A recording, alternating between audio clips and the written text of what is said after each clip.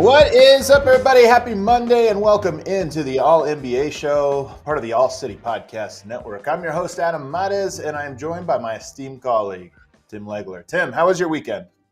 Weekend was great until Sunday, about 1 o'clock or about 2:30. I'd say halftime of the Commanders-Giants game. It was great until that point. Phenomenal weekend, actually. And I'm really glad that days like that I do an NBA show, so I don't have to talk about football.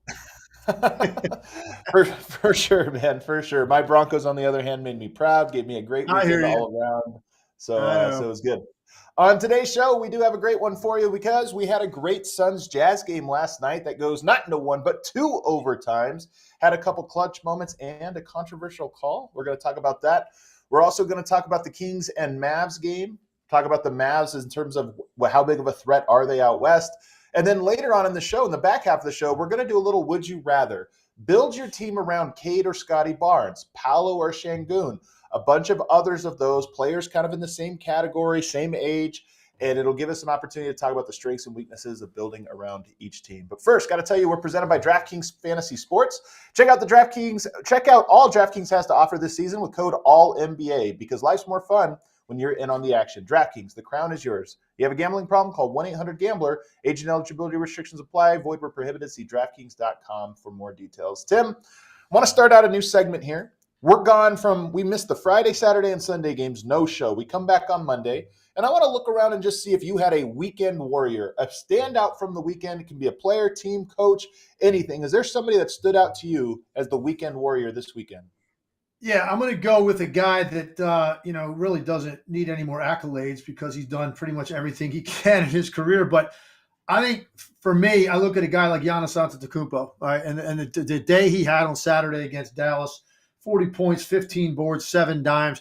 And I think there's a little added juice for Giannis when he goes against certain guys. And I think Luka's one of those guys, right? Because look, Giannis is a 2-time MVP. Giannis is a guy that I think feels like maybe some people have moved on from him, right, in thinking about that award because, you got Jokic winning some and B just got one. You've got guys, I always refer to it as taking that ticket at the deli line, right, and they're standing there waiting to get their cold cuts, right, winning an MVP award. And I mean young players that are in line.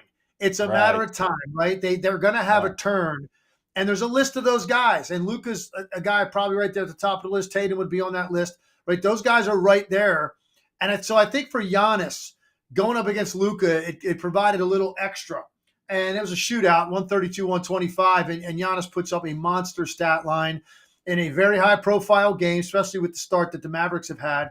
And Giannis comes out on top, making I think a pretty pound-the-gavel moment for him and reminding people like, hey, I don't think I need to necessarily be done with these MVP type discussions. That was that kind of performance for me because it was not just as a scorer. He dominated all over the floor on the glass, playmaker, defensively. He did everything. So for me, it was Giannis stood out, I think, more than anybody from the weekend. And it was a much-needed, good win for the Bucks. Early in the year, wins, losses, you also want to look at good wins, and that was a good win for the Bucks, getting them downing the Mavs. And then on the other side, the Mavs kind of need a good win. They've had some wins, but what are their good wins? When you look at the profile, that could have been one. It wasn't. The Kings game could have been one. That wasn't as well. We'll talk about that coming up. I'm going to give it to the Thunder. They're on a 5-game win streak. We talked about them last week and how it's coming together where it's not just a collection of players, but now you see the vision. To me, the vision was extended over the weekend when this team now is in such a rhythm and connected that I look at them and I go 5-game win streak. The second best, there's 2 teams with a 6-game win streak, the Kings and the Celtics, but they have a 5-game win streak and it's starting to come together for them. So they were my weekend warriors. But let's let's get into the game now that we want to talk about and break down, and that is the Suns and the Jazz. Booker and KD, back together again and getting a little bit of momentum going. The Utah Jazz have an interesting thing going in that they have handed the keys over to Keontae George over the last 5 games, letting him get an extended run. This was a great game for him to kind of play some pressure minutes against a high-profile opponent. And it went to double overtime. Some big-time shots in this one. Comes down to the very last second, an inbound corner heave, basically, from Lauri Markkanen. Originally called as a foul on Kevin Durant. They review it and say no foul. First of all, let's just start with the controversy. That's an interesting one because usually when there's a review, okay, it's going to be this, it's going to be that. This was one where I wasn't sure, but I kind of thought they were going to lean towards it was a foul. KD hits the ball, finishes a little bit on the wrist. It was a tough one. What do you make of the call, and what did you think of that play? I think for me, seeing it the first time in the first replay, my initial gut instinct was that was going to be a foul. Right. And I think, I'm really, really big on differentiating between protecting a shooter and not. And if you get, because I just know shooting a basketball, any bit of disruption with physical contact to any part of your arm is more than enough to cause a shot to miss. And you're talking about something of that importance, to go up and contest it to that extent. First of all, you just don't see that. Guys typically will be in the area on the catch, and the last thing you want to do is commit a foul. Rarely do guys jump in that situation. And Kevin Durant, already 7 feet tall practically, could just put his arms up and offer plenty deterrent without leaving the ground and just kind of stand there vertical. But he didn't. I mean, he went up there with a full contest on the basketball, and I think that contact of hand on hand at the end of that, it's just enough to certainly disrupt that. So I was kind of surprised in looking at that they didn't go with what the initial call was on the court. It surprised me. And I understand what people are going to say. And I think it's going to fall into 2 camps. Basically, if you're a Suns fan, no way should that have been a foul. And pretty much everybody else watching, I think they think it should have been. That's kind of how the 2 camps are going to. And look, fortunately for Phoenix, they get it. I mean, he was going to have to go make 3 free throws, which is always awkward and difficult at the end of the game. But he had quite a night, Markkanen, and I'm going to get into that in a minute. But for me, that's what I thought. What did you see, man? Did you think that was going to be a foul? Man, I'm telling you, this is the most 50-50 call I think I can see because he hits the ball first. And there's part of me that says, okay, at that point, it's no longer a shot. You got the ball first and the follow through, as long as you're not running into the body or landing under the zone or whatever, then it's okay. But at the same time, you're right. He still followed through with the shot. He still gets hit in the wrist. So to me, it was 50-50. And it's funny that you said both sides, are going to see what they want. After the game, Kevin Durant said, I knew it wasn't a foul. I knew they were going to overturn it. And then Lauri Markkanen said the same thing. I knew it was a foul. I thought for sure they were going to do it. So you're right. Both sides definitely feel 100% certain about this one. But it was a good game anyway.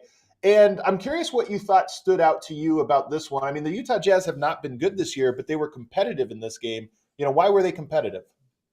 Well, Lauri Markkanen was spectacular. The most interesting part of the game to me was the one-on-one challenge with he and Durant. Both these guys put up monster numbers, and Durant was getting irritated with Markkanen defensively. He was putting his hands on Kevin Durant a lot, even on just trying to make basic cuts to try to initiate a set. Markkanen was chest to chest with him, 30 feet from the basket, hitting him and then putting his hands on him. Durant chopping at his arm. At one point they had to come over and talk to both guys. I just love that Markkanen rose to the challenge of this against a guy like Durant, who was cooking, had it going, and the one-on-one back and forth and guarding each other a lot. I just thought that was fascinating matchup. But then to me, what really this game is going to be remembered for is the spectacular fashion in which Kevin Durant closed this game repeatedly. And it wasn't just one moment. It was the entire, basically, last half of the fourth quarter, both overtimes. And they weren't just giving him the ball and letting him ISO. They were running a lot of wrinkles where they were trying to get switches on ball screens and things like that. They were running some ball reversal with a down screen, bringing him out different places. Booker was involved too, but it was primarily Durant. They ran everything through him and trying to let him exploit these matchups. And man, when Kevin Durant gets going like that, he reminds everybody, right? You can make a debate about some other guys about best player in the league, Adam, but when you just talk about best raw scorer, an unstoppable scorer, Kevin Durant's playing like that. He's the top of the list. And he gets into that jump shot. It's unstoppable because of his height, his lean back, and a high release.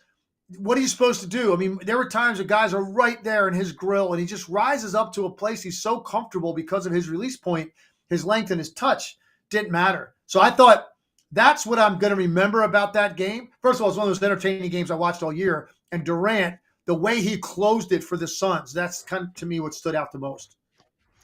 And it's a couple games in a row now for KD. He's in a rhythm. He's kind of found a rhythm over these last little bit. And, really since Booker returned. And I was interested as well because Devin Booker, to me, when I watched the playoffs last year, Devin Booker was the guy who was scarier in that Nuggets series than KD was.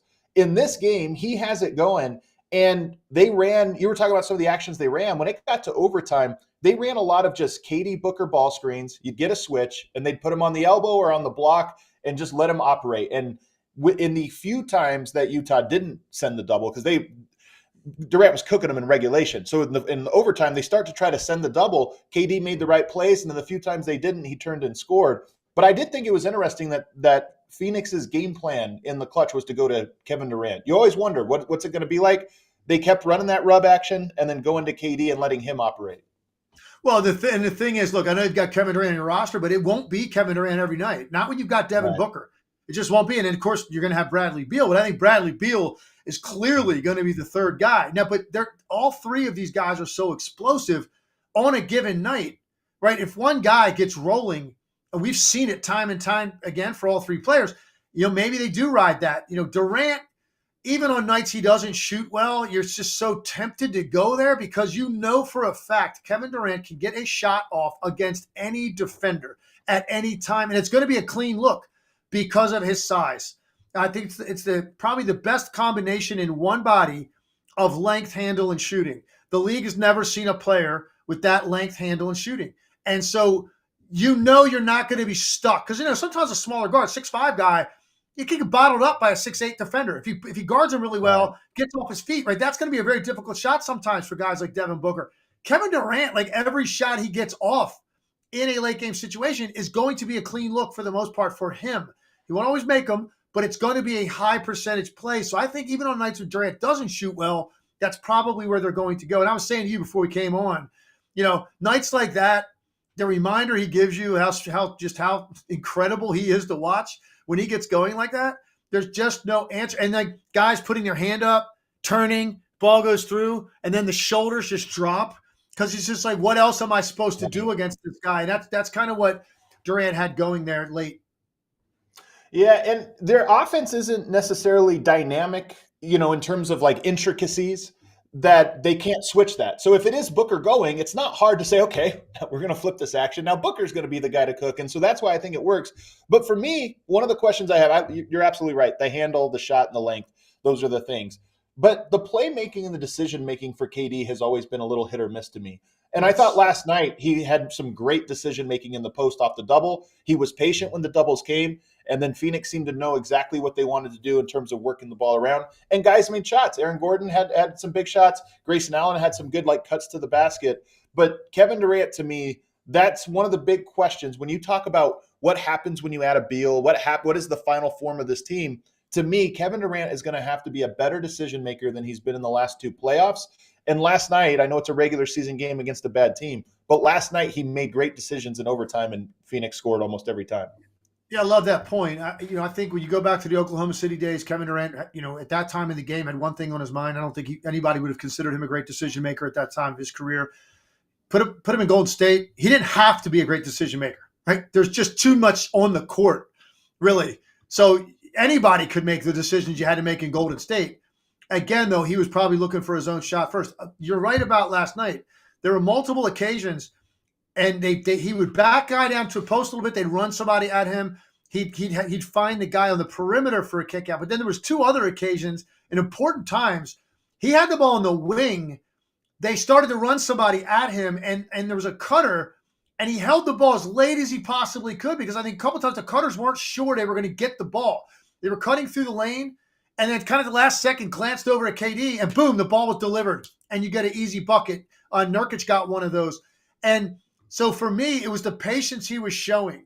It's hard to be on the perimeter and see a guy running at you and not immediately want to give that ball up to the first open body you see on the perimeter because you don't want to get pinned and turn the ball over at an important time. So for him to hold it, continue to survey the paint, there's traffic in there, and wait on that cutter to turn his head. It's a very late decision. And you deliver it on a rope, you get it there in time, and you get an easy basket. And then that creates doubt in the defense the next trip. Like, do we go? You don't want to give up another layup. And so then he gets this one-on-one coverage, utilizes the jab step, and gets to where he wants to on the floor. So I thought it was just literally a masterful offensive performance out of Durant the entire last, 16 minutes of the game probably. It's like, I fishing with my dad back when I was a kid. He'd always tell you, get the bite. Don't pull it right away. Let it set the hook. Let the fish kind of get it. That's Durant the post last night. As soon as the rotation comes, you throw it, they can rotate back or whatever. But he was very patient. He allowed the defense to fully commit out of position and then trusted the playmaking and trusted the ball to find the open person. And 10 assists last night, a near triple-double for KD, 39 points and 10 assists. That's an all-around offensive performance from him, so it kind of shows up in the numbers. The other interesting decision that they made last night was that to close the game in the first overtime, they go to Keita Bates-Diop as their center, and they play really small. John Collins, Keita Bates-Diop, that's a pretty small ball lineup for both teams. And in the second overtime, they went to Jusuf Nurkic. I'm curious less about the effectiveness of last night because the Suns should have won in regulation and they should have won in overtime. They kind of blew it, to be honest, to make this an even closer game. But I'm curious what you think about what's their best line, especially if we think about Beal coming back, or maybe you can even forget it. I'm very curious if their best lineup does feature a Nurkic. Does it feature a small ball with Keita Bates-Diop? Does it feature more defense and less offense? When you look at their lineup, what do you think makes sense for them as their best punch?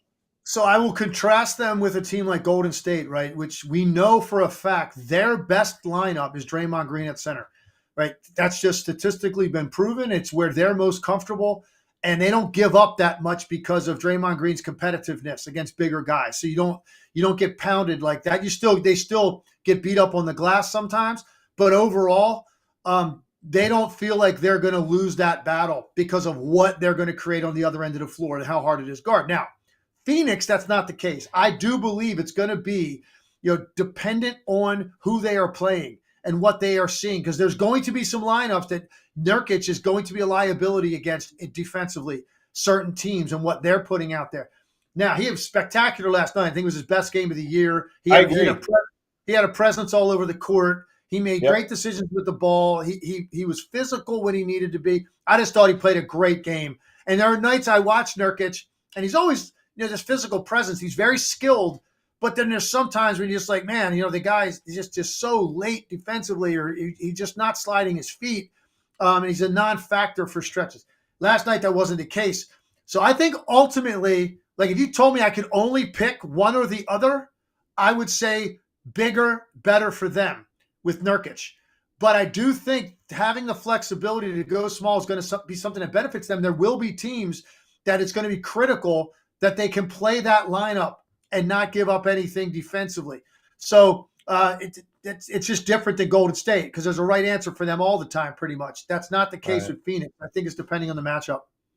And last night, the difference offensively for the Suns, because you think about that's a defensive adjustment, but offensively, they kept going to KD. And when Nurkic was not in there, they would have Gordon or Grayson Allen just cut. It'd be 5 out spacing, him kind of on the elbow, and they'd have one guy cut and then work it around the horn. When Nurkic was on there, he was sort of a weak side flare screener. So rather than cut or anything, he would just get ready for the kick out and try to screen the skip pass or the extra pass that would be coming. So it's just a little bit of a different wrinkle out of the same action that they're trying to run. I will say, they give up 137 to the Jazz. It is double overtime, but that is my question about the Suns team. As you talk about adding Beal to this mix, does the offense really get better? I mean, their offense right now is so incredibly, potent, and you are talking about swinging and finding the open guy. But I look at them and I go, when they have Keita Bates-Diop and Grayson Allen on the court, they at least have 2 guys that are going to fly around and make plays, rebounds, and what have you. Nurkic, if he's big, he's another one of those guys. At some point, you're taking off one of your few defensive guys for an offensive guy, and that's why I'm so curious to see Beal with this group, because I'm just curious to see, there's a limit to how good you can be on either end of the court, offensively or defensively. And I just wonder if the Suns are already at their limit. They're so good offensively. Does Beal really make them that much better? That's what we're going to find out. I wish I had the definitive answer on that. Look, this is the most firepower any team has in their top three guys. Nobody can match what those three guys are capable of doing. And I think what you're going to see is a lot of staggered minutes. I mean, you have to, right? If you're Frank Vogel, and you ever have less than two of those guys on the court at the same time, right? You should be investigated. Because that's the luxury. And believe it or not, I say that kiddingly. We've had big threes in this league, and we don't talk about big threes as much. It's now kind of like the big twos on a lot of these teams. We had big threes. Like that was the thing we were talking about every day. And I would be surprised some nights when I'd watch some of those teams play, and there'd be one guy out there with two guys. It doesn't make any sense. There's no reason why you can't always have two. And because of that, you're going to obviously they're going to start the game together. Eventually, they will start the second half, and they will finish the game. So you're talking about right there, 18 to 20 minutes together. The rest of the game, I think you're going to see them staggered, two at a time. And, it's another 15 to 20 minutes, 28 minutes, the rest of the game of staggered minutes with two of those guys. I think when you have two, the spacing's better for them. They feel more empowered, right? When there's three, it's absolutely a case where, you kind of looking around like you're a little bit deferential and maybe you're not as aggressive as you want to be. When there's two of you, ball comes up your side of the floor, man, it's your turn. Next time might come up my side of the floor, it's going to be my turn. And that's kind of how they would play with two guys. So I don't think that's going to be a big problem for them. And like I said, it's up to Frank Vogel to make sure that happens. You're going to have two of the best scorers on the floor at any time in the game.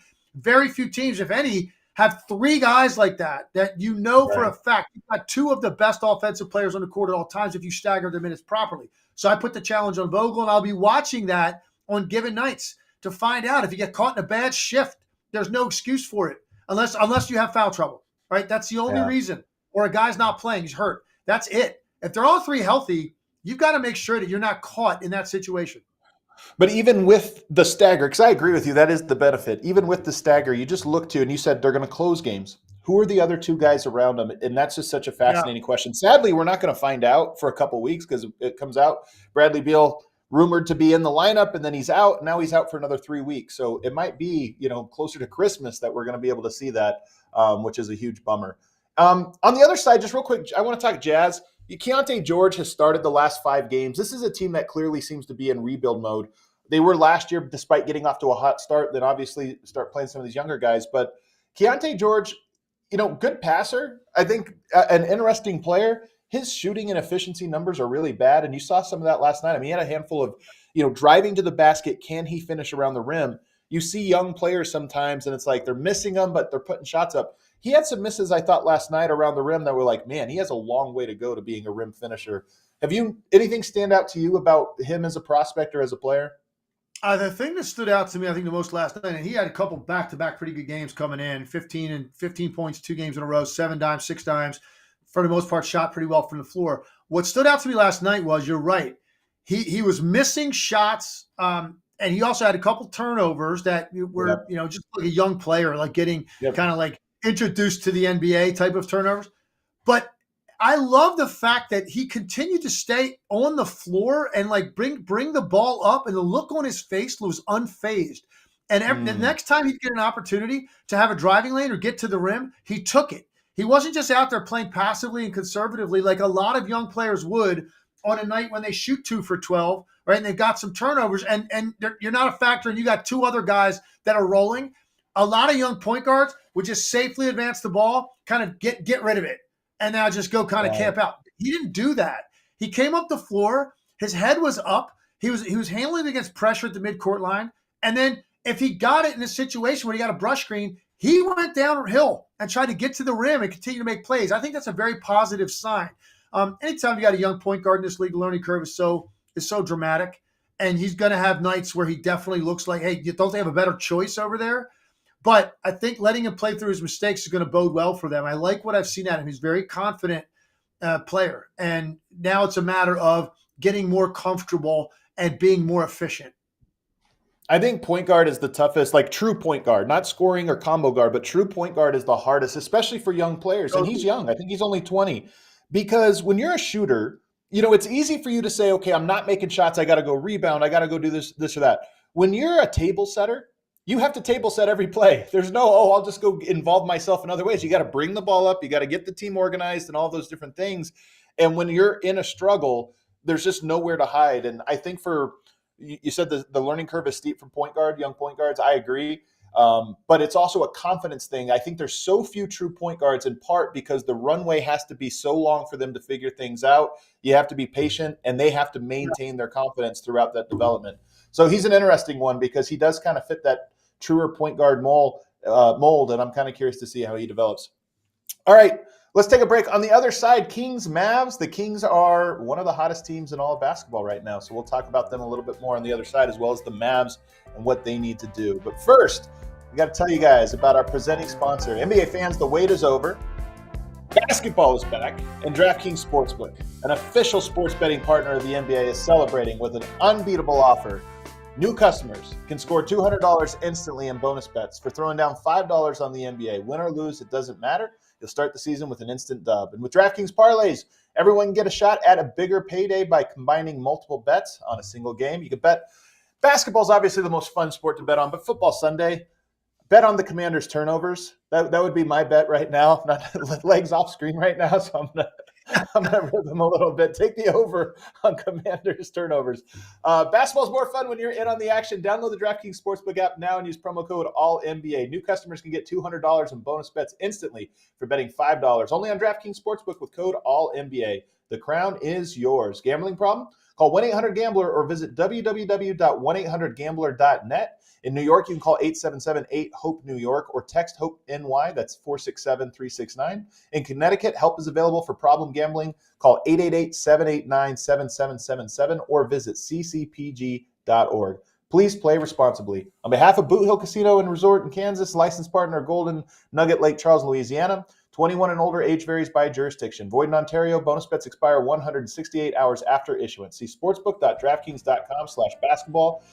Terms for eligibility and deposit restrictions, terms and responsible gaming resources. Oh, there you go. Emma's on the screen. Emma! All right. Shouts to producer Emma. And then that shot about the turnovers was well deserved. I'm not even fighting back on it. That was good. That's the smart bet, man. You can be a fan, but you got to put your money where the smart money is. The Kings took care of the Mavericks over the weekend. Mavericks actually, I thought, especially in the second half, just completely collapsed in this game. But maybe you should credit the Sacramento Kings, who are one of the hottest teams in the NBA right now, absolutely rolling, shooting lights out. They were struggling to shoot until De'Aaron Fox comes back. All of a sudden, they can't miss. They go 17 of 40 from three last night. That's good for 42.5%. Legs, what stood out to you about this game? All right, so holiday season is beginning, and I'm a big holiday, Christmas movie guy, right? And The Grinch Stole Christmas is one of my favorites, both the animated version and the Jim Carrey version. So I'm sitting there watching Domantas Sabonis last night, and all I'm thinking about is he's the Grinch. He went into Whoville, which is Dallas. He took their tree. He took their Who hash. He took their roast beast, and he stuffed it up the chimney, and he left because he absolutely embarrassed them. I'm watching this game saying, how in the world can it be this easy? And when I say bigs on Dallas, right, I'm using that term now loosely because, Powell is not a big. He's an undersized center. He's really more of a power forward. Lively has got great bounce, but he's not a guy that really was made for that fight last night. Sabonis did whatever he wanted to do. The level of force he was playing with was embarrassing, and it got me sitting there thinking about Dallas and realistically, what do we expect from this team? Now they've gone out to a great start, slow down a little bit now, but they had that great start out of the gate. So many questions always about Luka and Kyrie being together. It was working pretty well, and for a fact if they're in close games and you've got those two guys, man, you got a hell of a chance because both of those guys can be unstoppable offensively. So just keep it close, and now you've got two of the best closers in the game. But it wasn't close last night. They couldn't keep it close because they were getting scored on every time down the floor. Right. And it wasn't just Sabonis, it was Fox too. But Sabonis taking it off the glass and coming up the floor and then just going where he wanted to do. And then, he goes at these just big pivots in the lane, step under a guy. He would drive baseline, get to the other side of the rim easily. He'd back guys down, get to his little jump hook in the lane. It just was so easy. The guy shoots 13 for 15. That illustrates how easy it was for him. And then obviously Fox was great too with 30 points. So I think what they showed you, I don't know that they still get enough credit for being one of the best tandems in the NBA. And the great thing about them is similar to the guys you cover all the time with Murray and Jokic, because of the positions, man, they're so complementary of each other. Yeah.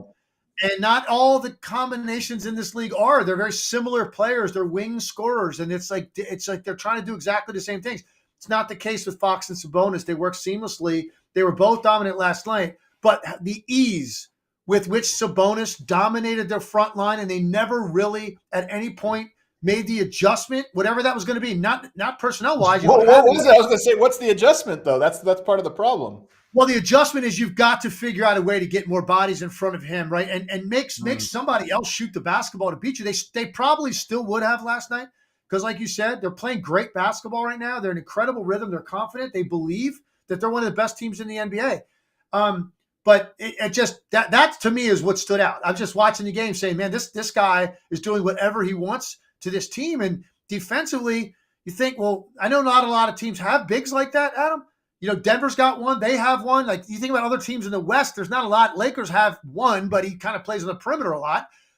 Who else has that guy? You got to worry about it. But if these two guys have to play against Dallas, I do not know what Dallas is supposed to do because I think it'll be the same way pretty much all the time, unless they come up with some kind of scheme to take it out of their hands immediately. Well, Minnesota may be another one. I know that Towns plays outside, Gobert inside, but still, to me, it is a size question, not even just a skills size question. Right. So I do think there's a little bit there. I am curious, though. You mentioned the Denver comparison to Sacramento. They're almost the inverted of Denver in Denver, clearly Jokic is the guy, and then Murray is playing off him, and it's the way they play together. I think Fox is the guy for the Kings. And I know that the guy, it's a team sport. They're working together. But to me, Fox is the guy on that team that makes them special. And he is just playing unbelievable basketball right now. I mean, he could have easily been my weekend warrior because since he's come back to the lineup, this team not only is now looking like the team last year that was a top seed in the Western Conference, they look actually better because of the growth of guys like Keegan Murray and some of the pieces around, auxiliary pieces around him.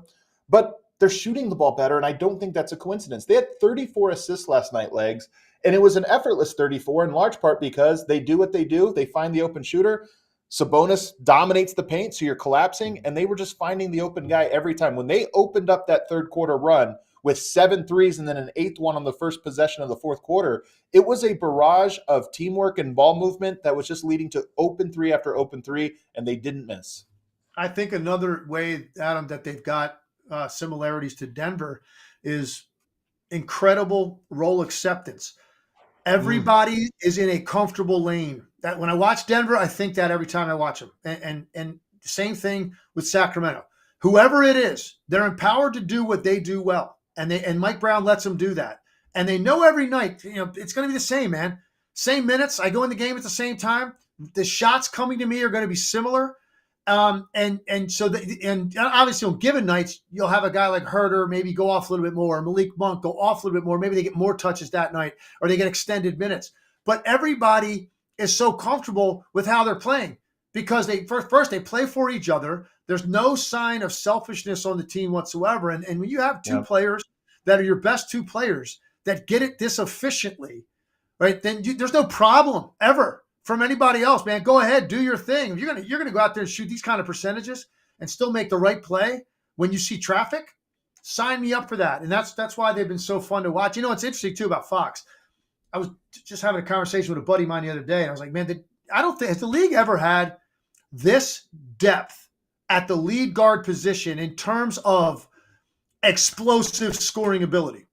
Go up and down the list in this league right now, right? And I was saying.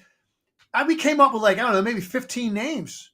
And I was going each one of them. Would you take this guy over Fox? Would you take this guy over Fox? Would you take this guy over Fox? And you might think there's more guys that you would until you start breaking it down that way. And now you get hit with that question. You're kind of like, no, I think I take Fox. And then you're left with, wow, okay. So this guy's like a top 5, top 6 lead guard in an era when there's never been this many guys that can do what they do. And I think we need to appreciate him even more than we do. And maybe what will do that is a deep playoff run, a conference final run or something like that, maybe to finally elevate this guy to the status he deserves, because he is spectacular. But I think it's come on a little bit recently, and some of this is just the team got better. But De'Aaron Fox, to me, is a guy whose reputation was sort of sealed in his first few years. But the growth in him over the last year and a half, season and a half, that's what's so immense. And right now he's shooting the ball extremely well. He's just doing everything really well to right now. I mean, he's shooting 52.5% right now on good volume, 10 3-pointers a game, 10.5 3-pointers a game, and he's at over 50%. That'll obviously regress throughout the course of the season.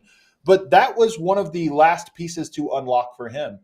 We know he can get downhill and beat anybody off the dribble. He might be the fastest guy with the ball in his hands, not named John Morant. So we know he has that, and his table his playmaking and setting the table has been really, really good alongside Sabonis. But can he shoot? And now off the dribble, catch and shoot, he's just shooting really well and really confidently. They started their run in the third quarter behind back-to-back De'Aaron Fox threes. So to me, that's the difference, and that's why now I'm with you. I start to stack him alongside a bunch of big names, and I go, I don't know, maybe I would take Fox. We're going to do that one day, because I think even for me, and I went down every team in the league, and I was, first of all, surprised that the list grew as long as it did, because sometimes you're like, man, wow, there really are that many guys that are like elite level scorers at that spot. And you start, and when I say scorers, I'm using that term more than like point guard, because that's what I'm talking about. All of these guys, man, they're capable of getting 30 on any night. And the league's never had that many guys at this spot be able to do it.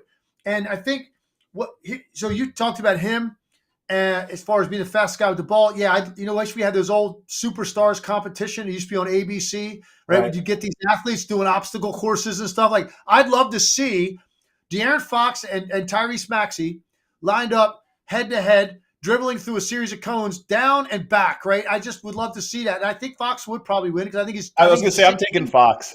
Yeah, and I think the reason, if you didn't have a ball and you lined them up in starters blocks, like on a track, I don't know that, because Maxey is a blur. But Fox's manipulation of the ball is tighter. So in a drill like I'm talking about, it would be tighter, because he gets that thing low and it's back and forth so fast. Maxey's a little bit higher, looser with his crossovers and stuff like that.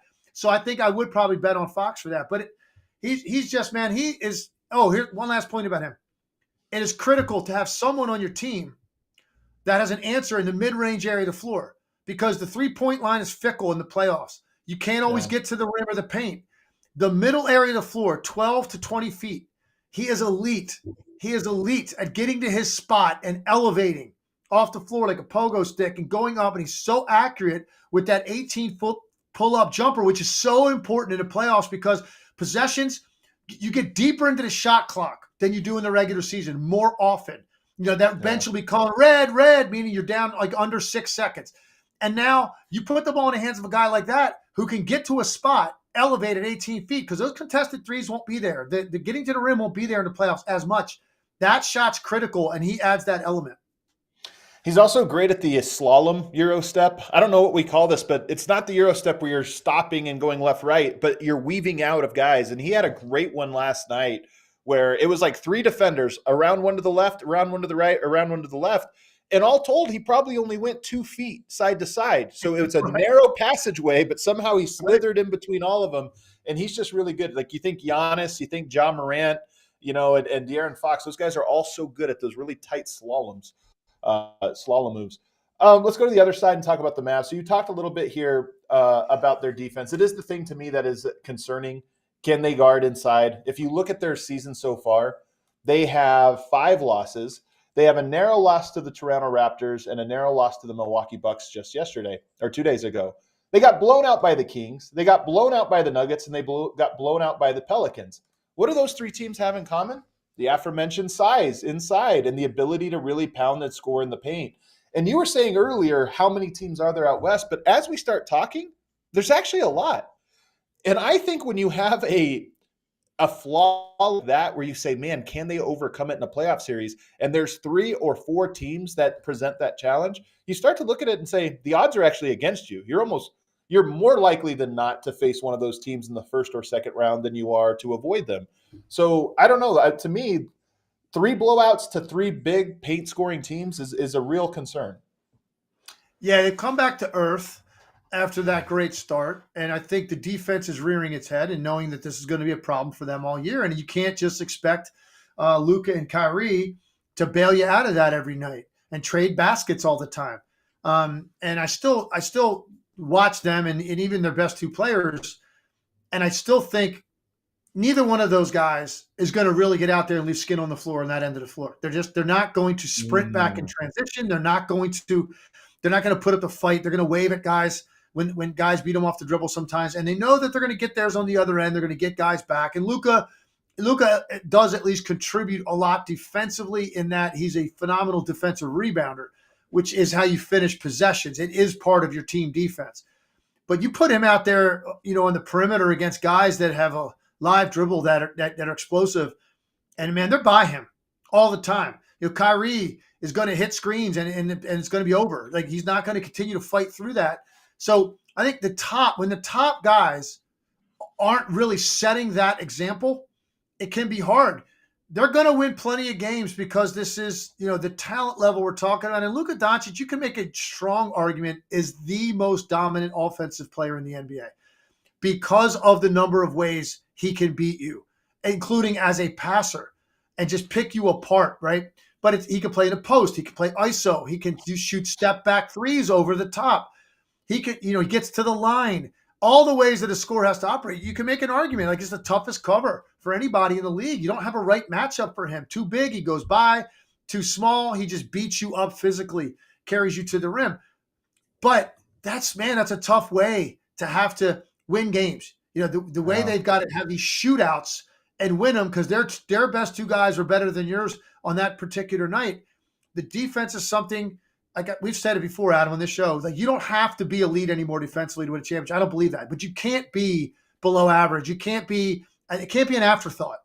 It still has to be something you're committed to. You might not just have the personnel for it, but at least you're conscientious about it. I'm not sure we're there with them, and they're small as it is. Luka, to your point, had an all-time Matador defense late in the game last night. I think it was fourth quarter. I wrote it down. I know. He waved at a guy. I think it was I think it was Monk, not even Fox. I think he got out on an island with Malik Monk and gets down, like he pressures him all the way at half court like he's going to do something. And then as soon as he gets beat, he just stopped and looked around. And I thought, man, you can't do that. If you're going to pretend you're going to guard, you got to guard. But the transition part of this is more interesting to me because Luka is him and LeBron, the 2 biggest guys that they don't like a play call. They'll stop and talk to the ref for 10 seconds rather than jump back. And this year, this is one of the things that Dallas is different. When you look at, okay, what's different about this team this year to last year? They are, it seems, trying to play faster. They're getting out. They've always been one of the slowest teams, walk the ball up the court, and they're just so good in the half court when they have Luka Doncic on your team. But this year, they're also mixing in a little bit of fast break points. I think they have the 3rd fastest. I looked this up. You like my nerd stats here, Legs. They take shots the 3rd fastest after a made basket in the league. So even after a made basket, you got to inbound it and bring it in. They're the 3rd quickest at getting the ball up the court. That's a new trait for them. And it should be a weapon if it doesn't cost you in what are you doing defensively on those other possessions. You got to match energy on offense with energy on defense. I love that stat. And again, it speaks to the fact that cost you 2 more shows on your favorite, 2 more episodes of your favorite show, which is fine. I love these nuggets. Nobody comes up with nuggets better than you. And that's not, I'm not trying to have a play on words here, but yes, they are all year long. I don't think our conversation is going to change about the Dallas Mavericks. They are always going to be dangerous because of Luka Doncic and more so with him than Kyrie. Kyrie's a great option 1A, and now they have a guy that when Luka goes over and gets, a 4-minute blow, they can still run their offense through a guy that can continue to get buckets. So that's like the biggest difference when they added Kyrie a year ago. That's the biggest benefit. Luka, once Brunson left, like Luka was not able to leave the court and have that team hold people off. And all the work he did, he came back in, he was exhausted. You're up 6, now you're down 4. by the time I check back in the game. That's exhausting over a course of time. They've answered that with Kyrie Irving. But we're never going to be watching the Dallas Mavericks, and I don't think this year, unless there's a personnel change at the trading deadline, I think, man, and actually Grant Williams is a defensive-minded guy, and I don't think it makes that much of a difference when overall you're not a great defensive team. A great defender can get lost in that, and Grant Williams was known for that in Boston. You're not noticing that as much now because the perimeter defense on this team is just not very good at the point of attack, and they're small. If you run into a dominant big with talent, they're going to have problems, but they're capable of winning any night because of those two players. All right, that's 4 teams we broke down. We talked about the games. We did some breakdowns, but let's now get into a fun topic here, Legs, where I'm going to put you on the spot. I'm going to ask about some young building blocks, and I wanted you to tell me who you would rather build your team around. And we're going to start with 2 teams in the Eastern Conference, Cade Cunningham and Scottie Barnes. So different players, different molds of players, similar in age. They're both 22 years old. And then you see the numbers there on screen right now, pretty comparable. When you just go numbers for numbers, obviously Scottie Barnes a bigger rebounding threat. But you look at this, you look at the numbers here and you look at what they do. Who is the better cornerstone piece, Legs? I got to go with Scottie Barnes. And it's tough a lot of times if you pit a lead guard against a guy that's not, and you're this kind of conversation, obviously there's going to be talented guys we're talking about. That lead guard, you think, man, you got to fill that spot. This guy, it's just, you got a guy like that, franchise player at that position. But Scottie Barnes can play point guard at times. Scottie Barnes can guard every player on the court. You saw the numbers with his playmaking. He's not even the primary ball handler a lot of times for them, and he still has almost the same assist numbers as Cade Cunningham, who's got the ball whenever he wants it. Scoring numbers, very similar, and Scottie Barnes is not a pure scorer. He's not a guy that's thinking about getting his all the time. He's just a super well-rounded, tough player that checks every box, does a little bit of everything for you, and then I think has the capability to eventually be like a first-team all-league defensive player. I don't know that I could say that about Cade Cunningham. So give me this utility knife that I think is also, by the way, his upside, his ceiling as a scorer. If he's getting a 20 a night this early, maybe it's more than I thought it was. I thought maybe Scottie Barnes would top out at 18. I think Scottie Barnes, look, he might be a 23, 24-point scorer in this league and every night be a triple-double threat type guy while guarding the best player on the other team. Like that is, now you have like a franchise type of guy. So I'd lean Scottie Barnes. I'm curious to get your thoughts. As we do this, if you're in the chat, let us know yours as well. I'm kind of curious. A lot of these are really, really close. So I'm kind of curious if there's consensus amongst the chat or what people are thinking. That's one of the benefits of watching this show live on YouTube. Here's my thing with Cade, because I really like Cade as a player, and I feel like he's been disappointing to this point. But I look at his roster and I go, that's a really tough roster to figure out. That's a really tough roster to navigate. And I think if you swapped, each guy, I think Cade would look better in Toronto and Scottie would look worse in Detroit. So part of me wants to give a longer leash to Cade Cunningham. He seems to be more of a star caliber player. But here's the other part of this and how I'd really think of it. As much as I like Cade, can he be the best player on a championship team? I would say probably not. I think he could be the second best, and he could be the playmaker alongside an elite shooter. I think Scottie Barnes is the same, but he might be better at being a second best player than Cade is at being a second best player. So to me, I wouldn't build my team around either one. But if that was my first guy in, I'd say, okay, Scottie Barnes, and let's find a dynamic scorer to put alongside him, and let Scottie Barnes be the all-around Scottie Pippen type player, for lack of a better comparison. All right, let's go to the next one here. Emma, what do we have? Oh, this one's tough. Shai Gilgeous-Alexander or Tyrese Haliburton, two of my favorite players. Shai's 25, Haliburton's only 23. If we would have done this a year ago, people would have called us crazy. But Haliburton is having the type of leap year that Shai had, last season, the season before.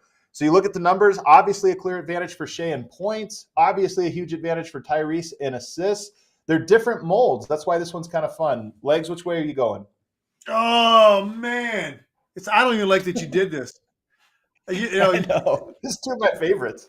It's really like this is like picking one guy actually hurts your heart that you didn't pick the other guy. Like you're that disappointed that you can't have both of these guys because your approach to it is going to be different.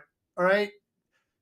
SGA is I mean, he's top 5 hardest guys to guard in the league now.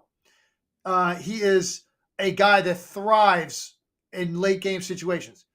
You know that he's going to get something good for himself. He's got so much in his game offensively that I would maybe lean there. But then I look at Haliburton and say, yeah, but this is a guy whose passing is transcendent. Like his ability to make every single guy on the floor better is so special. And he's not going to give you 15, 16. He's capable of having 30-point nights. I told you how I think, his release is kind of quirky and funky, but man, that thing goes in. He's 43%. Is that what the numbers just showed us? 43% from the 3 for the year. Yep. So the reason is because he takes ones that when he's got a little bit more time, because he takes a little bit more time to get it off.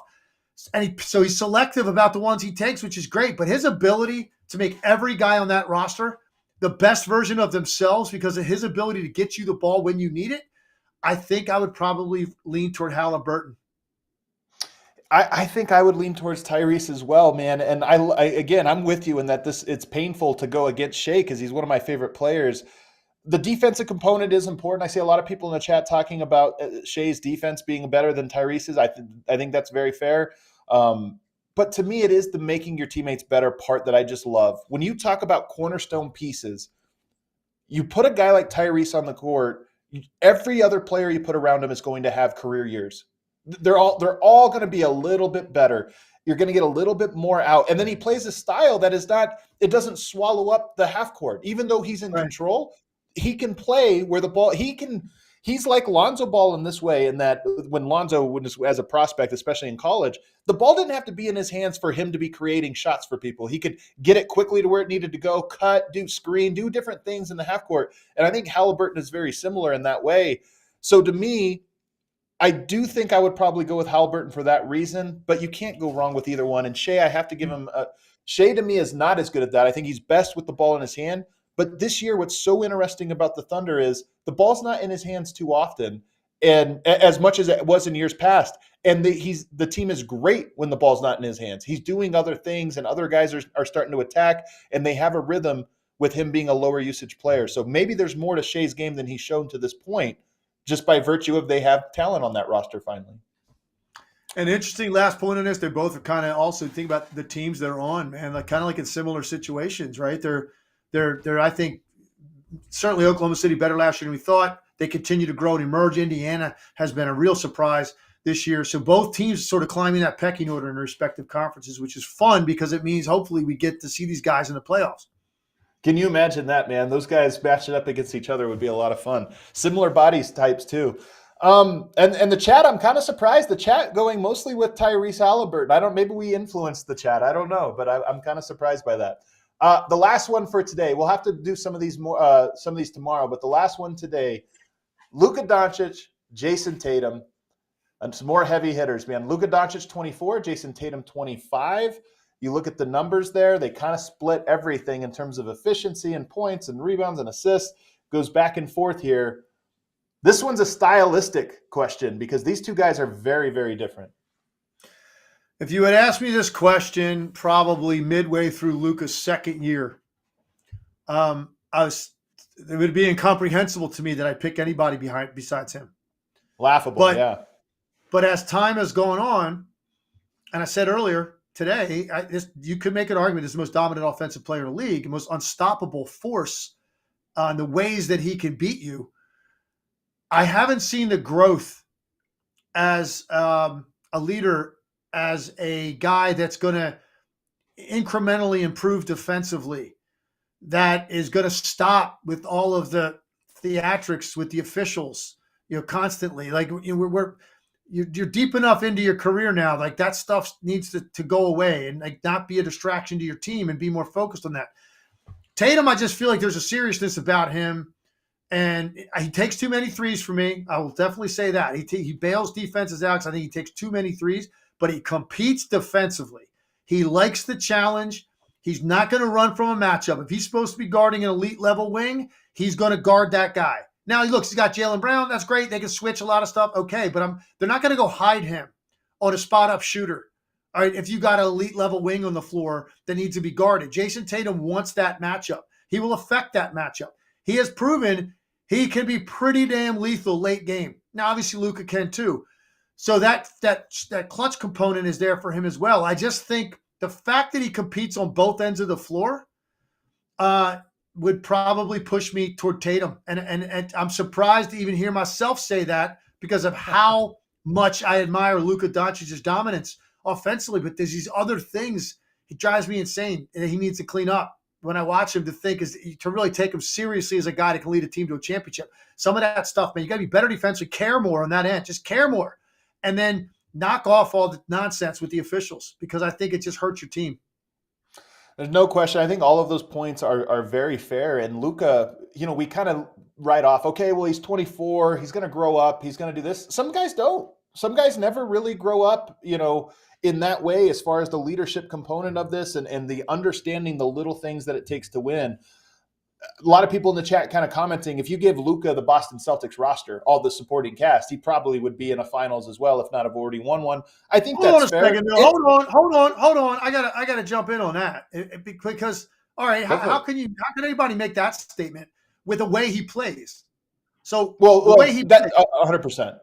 Look at the ball dominance and the usage rate of Luka Doncic, right? And he likes to play one style, and he's not really ever in a hurry. And that's kind of one of the things that makes him tough to guard. But at the same time, it doesn't mean it necessarily lends itself to being that easy to play with and incorporate, right? So I think Tatum's a little easier in that way. And Tatum's going to do his thing. He's going to be a raw scorer. He gets the ball, he's first option. He's going to look for his. But he's not dominating, controlling the ball to that extent. So I don't know that I would necessarily automatically agree with that. No, if Luka had those guys, I don't know that because the whole dynamic of the way they play when they've been at their best offensively would change. So I don't know that. I don't think anybody really knows that. You can't just make that leap and plug in guys around with the same name and say, oh, it'll be much better. I don't agree. I think what people are trying to get at is just that the aggregate talent on the Mavericks for most of the years of the Luka era has not been great, players that you would look at and say, oh, that's a great third best player, fourth best player. But that might be a function to your point. But that might be a function to your point of how they play. And can you be a great third, fourth option in the Luka system? Or are you just kind of like your role is so narrowly defined? It's a fair question. I'd still go with Luka Doncic, to be clear, because I think he is more dominant. And I do think there are ways you could build a roster, albeit not my favorite style of basketball by any means. But I think that you can build successful rosters around him. And Dallas has actually done a pretty poor job, I would say, in his time so far of building that roster. But Legs, what's interesting to me about this question is, I think a lot of people look at this one and say, this is so easy. Look at how dominant Luka is with assists and rebounds, and he even scores more than Tatum. So what does Tatum have? He has nothing that Luka doesn't have when you look at it that way. But it reminds me of the LeBron versus Kobe debates. And look, I think LeBron was a better player than Kobe Bryant. Like this, I'm not trying to bring up that old thing. But people, I think, early on would look at it and say, just break it down and say, well, he's a better rebounder, a better passer, a better, more efficient, like all these different things as if they all count for 1 point.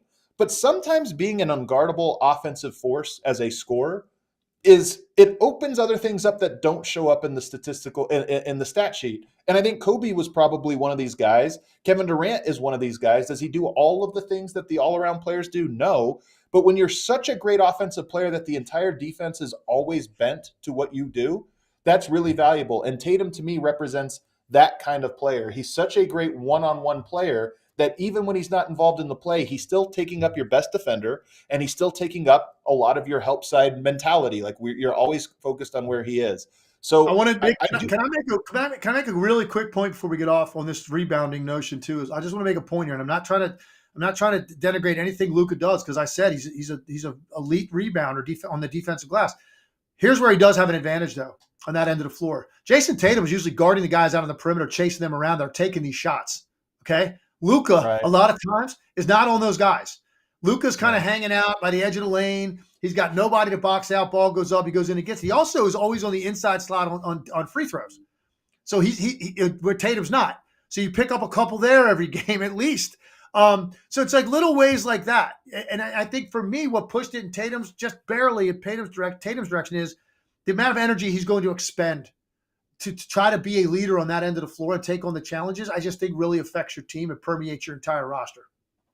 I like this, man. We disagreed on this one, which is great because it's razor thin. These two players are so razor thin, and we might look back at this. The internet lives forever, Legs, and we might look back at this in 10 years and be like, what were we doing?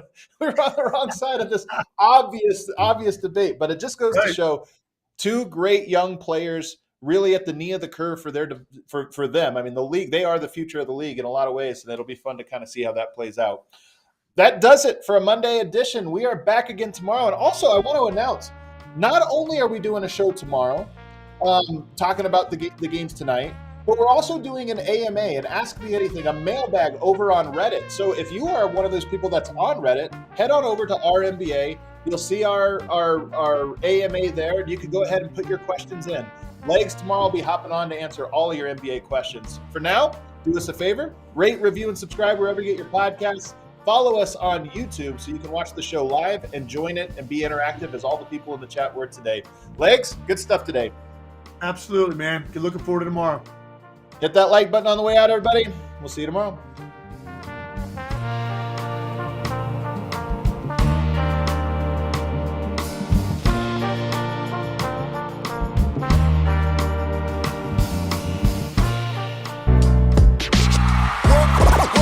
Silly like the mayor.